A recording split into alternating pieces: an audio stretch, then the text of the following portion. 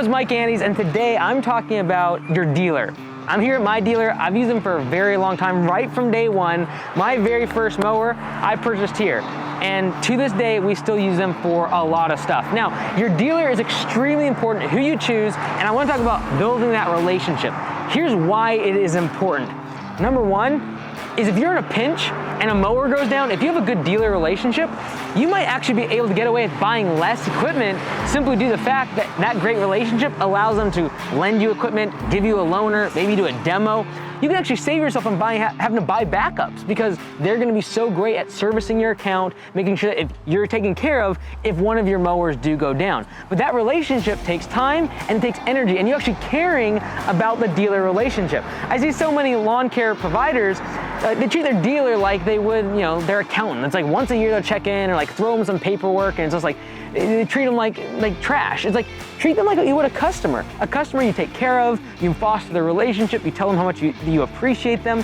Your dealer is just as important, if not more important, than one of your customers. Why? Because they can save you in a pinch. They can also lend you equipment. They can give you parts much faster. And guess what? When there's a restriction like we had during 2020 and 2021 when it came to parts and equipment, guess what? The dealers had to decide, who do we give these parts and equipment to when there's a limited supply? Guess who they gave them to? The companies that had built relationships with them and had constantly been loyal to them over the course of years. And that's what I'd recommend. Dealers are one of those vendors I recommend you be loyal to. Do I nickel and dime them on price? Do I try to negotiate with them when I'm trying to buy a mower? No, I'm more interested in the long-term relationship with my dealer than the short-term initial price that might save 5 or 10%. Remember, your dealer isn't making a lot of money typically when you buy a piece of equipment from them on the initial. They're interested in also building that relationship. So don't be an idiot that they don't want to serve you and they don't want to put you to the front of the line when you come in with a broken mower. They can be your best ally. Now the question might be, should you have your dealer do all of your maintenance? Should they sharpen your blades, do your oil changes? Should they do changing out wheels or brakes or tires?